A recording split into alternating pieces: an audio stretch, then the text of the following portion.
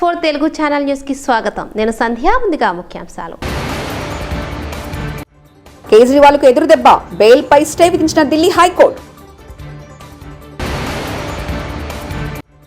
పనిచేసే నాయకుడిని ప్రోత్సహించాలని కాంగ్రెస్ లోకి పోచారం శ్రీనివాస్ రెడ్డి.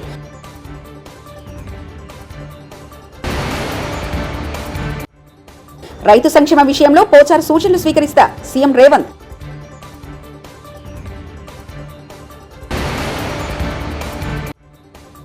శాసనసభలో ఎమ్మెల్యేగా ప్రమాణం చేసిన శ్రీ నారా చంద్రబాబు నాయుడు.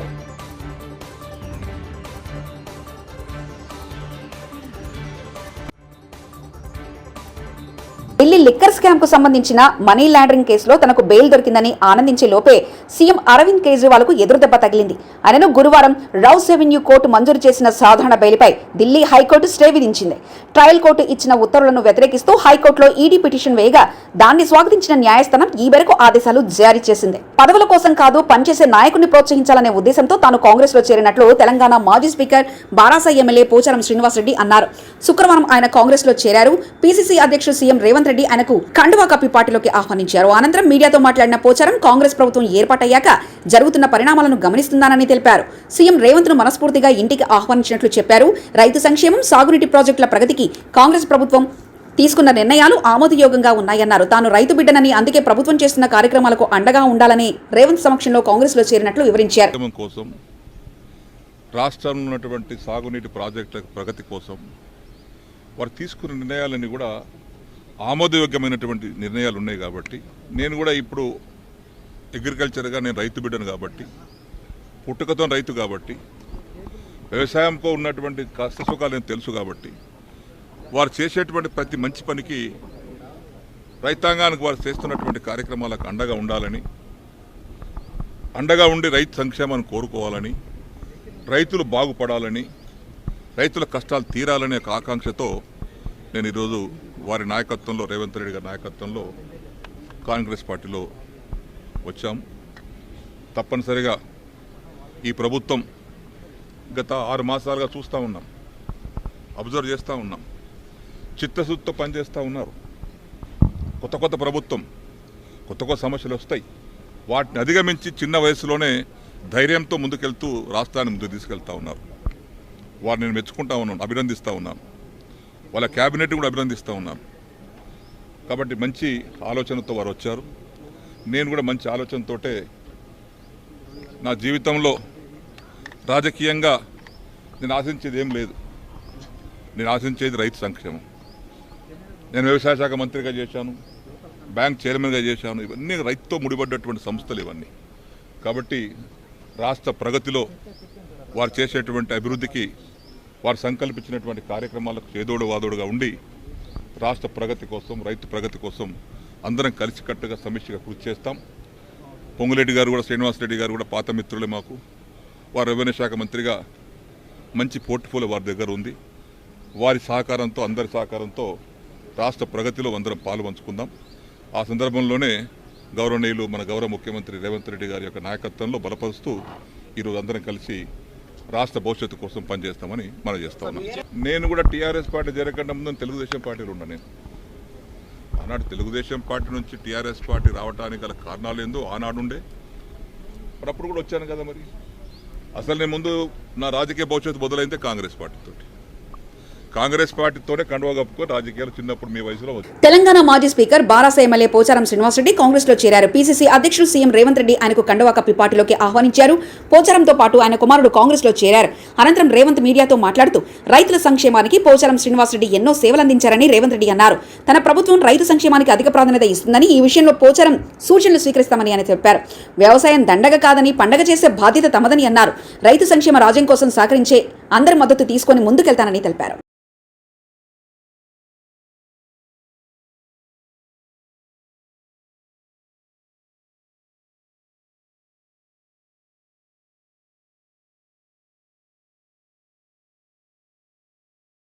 నిర్ణయాలను దృష్టిలో పెట్టుకొని మాతో చేరి ఈ ప్రభుత్వంలో భాగస్వాములై రైతులకు మేలు జరగాలని ఒక నిర్ణయానికి వచ్చి వారు ఈరోజు మాకు సంపూర్ణంగా సహకరిస్తూ మాతో చేరడం జరిగింది. ఈ విషయాలన్నిటిని దృష్టిలో పెట్టుకొని రేపు భవిష్యత్తులో ఒక పక్కన సీనియర్ నాయకులు అందరితో పాటు సమానంగా పోచారం శ్రీనివాసరెడ్డి గారికి సముచితమైన గౌరవం మర్యాద వారిచ్చే సూచనలు సలహాలు ఈ ప్రభుత్వం పాటిస్తుంది. రైతుల పక్షాన ఈరోజు మేము చేయబోయే కార్యక్రమాలలో వారు అత్యంత క్రియాశీలక పాత్ర పోషించి రైతుల సంక్షేమం కోసం బాన్సువాడ శాసనసభ నియోజకవర్గ అభివృద్ధి కోసం మొదటి నుంచి వారికి అండగా నిలబడ్డ నిజామాబాద్ జిల్లాలో అసంపూర్తిగా ఉన్న సాగునీటి ప్రాజెక్టులు కానీ అభివృద్ధి కార్యక్రమాలను కానీ పూర్తి చేయడానికి 2.5 ఏళ్ల తర్వాత అసెంబ్లీలోకి అడుగుపెట్టిన ఏపీ సీఎం చంద్రబాబుకు శాసనసభ్యులు గౌరవ స్వాగతం పలికారు.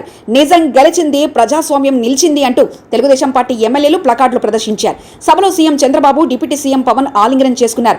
గతంలో వైకాపా నేతలు తీవ్రంగా కించపరచడంతో సీఎంగానే మళ్లీ అడుగు పెడతానని 2021లో చంద్రబాబు శపథం చేశారు. అది నెరవేరింది. దీంతో గౌరవ సభకు స్వాగతం అంటూ తెలుగుదేశం పార్టీ ఎమ్మెల్యేలు నినాదాలు చేశారు.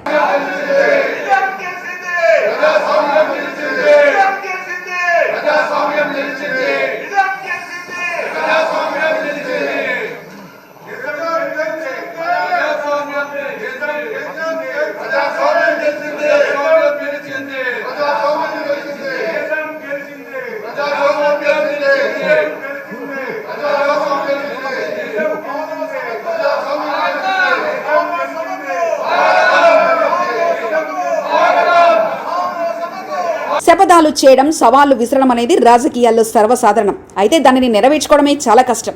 అది కొందరికి మాత్రమే సాధ్యమవుతుంది.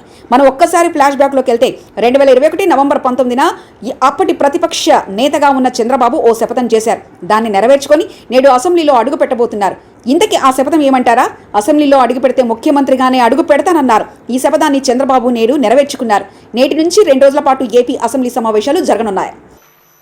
ఎన్నిక అయినందున శాసనం ద్వారా నిర్మితమైన భారత రాజ్యాంగం పట్ల నిజమైన విశ్వాసం, విధేయత చూపుతానని, భారతదేశ సార్వభౌమాధికారాన్ని, సమగ్రతను కాపాడుతానని, నేను స్వీకరించబోయే కర్తవ్యాన్ని శ్రద్ధాశక్తులతో నిర్వహిస్తానని దైవ సాక్షిగా ప్రమాణం చేస్తున్నాను.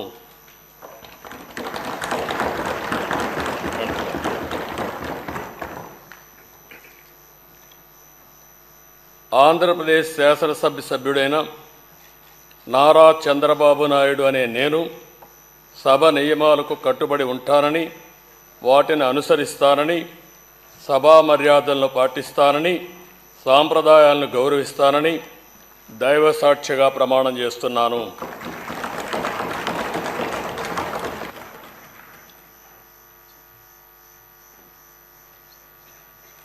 ఆంధ్రప్రదేశ్ శాసనసభ సభ్యుడిగా ప్రమాణం చేసేందుకు వైసీపీ చీఫ్ జగన్ వెనక గేట్ నుంచి ప్రాంగణంలో వచ్చారు. ఆయన పేరు వచ్చేసరికి తన ఛాంబర్లో కూర్చున్నారు.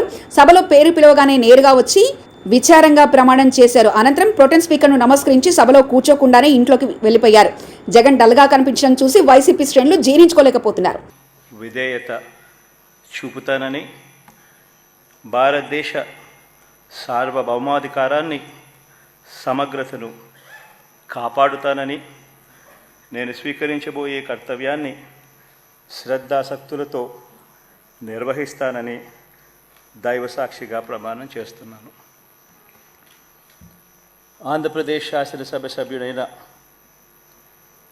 వైఎస్ జగన్మోహన్ రెడ్డి అనే నేను సభా నియమాలకు కట్టుబడి ఉంటానని, వాటిని అనుసరిస్తానని, సభా మర్యాదలను పాటిస్తానని, సాంప్రదాయాలను గౌరవిస్తానని దైవసాక్షిగా ప్రమాణం చేస్తున్నాను.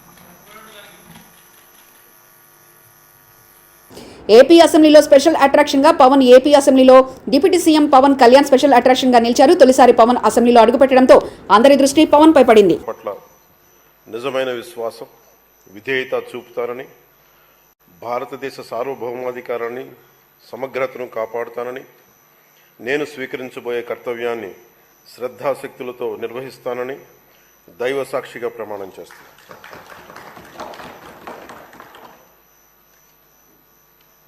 కొణిదెల పవన్ కళ్యాణ్ అనే నేను ఆంధ్రప్రదేశ్ శాసనసభ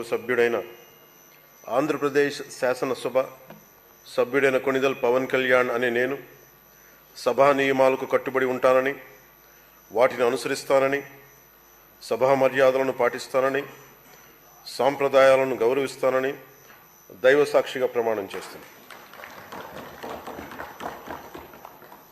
ఎమ్మెల్యేగా ప్రమాణ స్వీకారం చేసిన మంత్రి నారా లోకేష్.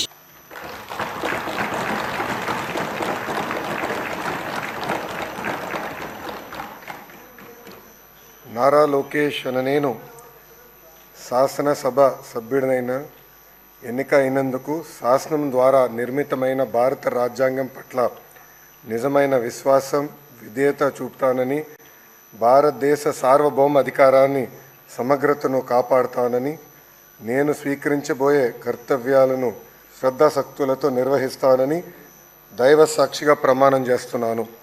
ఆంధ్రప్రదేశ్ శాసనసభ సభ్యుడైన నారా లోకేష్ అనే నేను సభ నియమాలను కట్టుబడి ఉంటానని, వాటిని అనుసరిస్తానని, సభ మర్యాదలను పాటిస్తానని, సాంప్రదాయాలను గౌరవిస్తానని దైవ సాక్షిగా ప్రమాణం చేస్తున్నాను.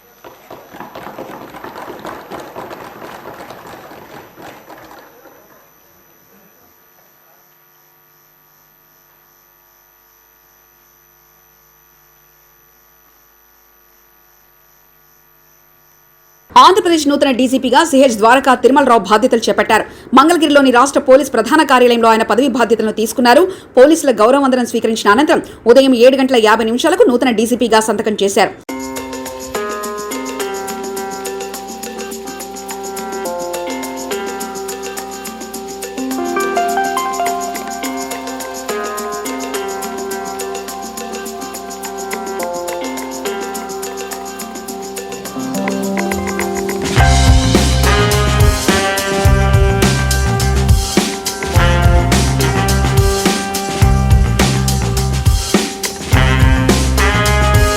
అసెంబ్లీలో వైఎస్ఆర్ సిపి ఎమ్మెల్సీలు, ఎమ్మెల్యేలతో సమావేశమైన వైఎస్ఆర్ కాంగ్రెస్ పార్టీ అధినేత వైఎస్ జగన్.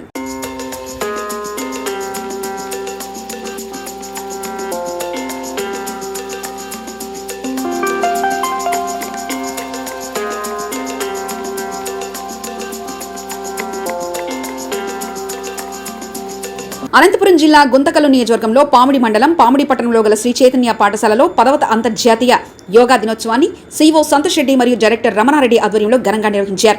ఈ సందర్భంగా సీఓ సంతోష్ రెడ్డి మాట్లాడుతూ యోగా వలన కలిగే ఉపయోగాల ప్రయోజనాలను విద్యార్థులకు తెలియజేశారు. యోగా అనే పదం యూజ్ సంస్కృతం పదం నుంచి వచ్చిందని, యూజ్ అనగా కలుపుట, అనుసంధానం చేయుట అనగా శరీరాన్ని, మనసును అనుసంధానం చేసేదే యోగా అని తెలియజేశారు. యోగా వల్ల శారీరక, మానసిక రుగ్మతలు తొలగిపోయి ఎంతో ఆనందంగా, హాయిగా జీవనం సాగించవచ్చని విద్యార్థులకు తెలియజేశారు. ఈ సందర్భంగా విద్యార్థులు యోగా గురించి ఉపన్యాసాలు ఇచ్చి యోగాసనాలు మరియు ప్రాణామయ వంటి క్రియలు చేశారు. ఈ కార్యక్రమంలో పాఠశాల విద్యార్థులు మరియు ఉపాధ్యాయ బృందం పాల్గొన్నారు.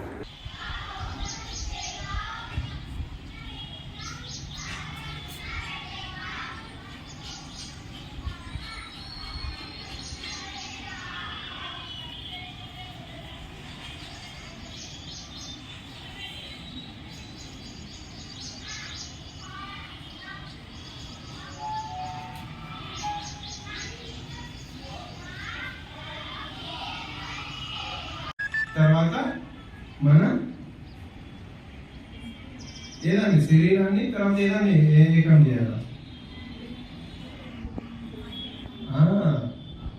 ఏకం చేసేదాన్ని యోగా అంటారు. సో యోగా చేయడం వల్ల ఏమవుతుంది అంటే మనం ఎక్కడ శారీరక శ్రమ పడకుండా సో ఉన్న శరీరాన్ని తర్వాత మన బుద్ధిని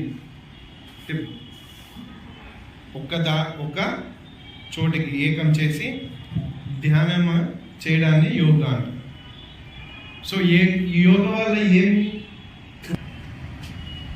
ఏకాగ్రత మనకు పెంపొందించుకోవడం కోసం, తర్వాత వచ్చేసి శ్వాస మీద ధ్యాస, అంటే మనం తీసుకుంటూ గట్టిగా శ్వాస తీసుకుంటూ విధానం. కేజ్రీవాల్కు ఎదురుదెబ్బ, బెయిల్పై స్టే విధించిన ఢిల్లీ హైకోర్టు. పనిచేసే నాయకుడిని ప్రోత్సహించాలని కాంగ్రెస్లోకి పోచారం శ్రీనివాసరెడ్డి.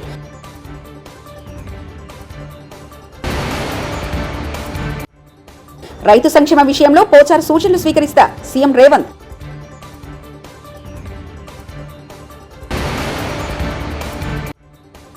శాసనసభలో ఎమ్మెల్యేగా ప్రమాణం చేసిన శ్రీ నారా చంద్రబాబు నాయుడు.